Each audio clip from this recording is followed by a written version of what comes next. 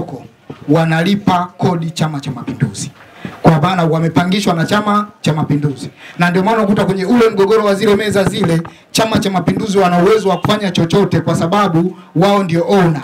Wana uwezo wa kumtoa yoyote wakamweka yoyote wanaomtaka wao, pindi tu mkataba unapoishwa na mpangaji aliyepita.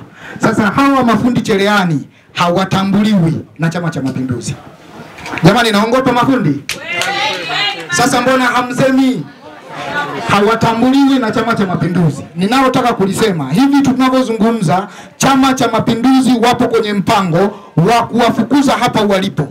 Wanataka wajenge vibanda tena vingine. Tupo kwenye mgogoro mkubwa sana kati ya viongozi wa Chama cha Mapinduzi na viongozi wa soko. Ningependa hawa mafundi, ili na wenyewe waweze kupata chochote, wangebaki eneo hili, kwa sababu eneo hili kwanza ni finyu, kama mawazo waliotangulia ya kuweka vibanda hapatoshi.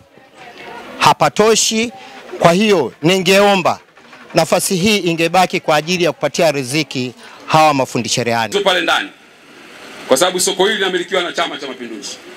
Nimeongea na katibu kwa simu baada ya kutoka pale, nimemwelekeza kwanza au wapi wanaotakiwa kupewa meza isitishwe kwanza. Pili, wale viongozi wao, nimeongea pale na katibu, mwenyekiti, na nafikiri yule mwingine sio anaitwa Tekla, sio ni nani pale. Tumekubaliana wao watakwenda kukutana ili jambo hili lijadiliwe.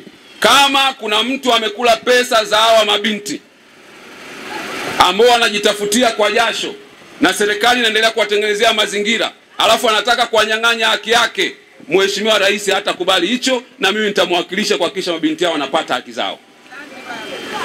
Kwa hiyo Mheshimiwa Mkuu wa Wilaya nimeliagiza, na najua watu wa TAKUKURU wako hapa watafuatilia. Hatutaki kwa namna yoyote ile kijana wa Kitanzania anayejipambania atokee mtu mmoja akatishe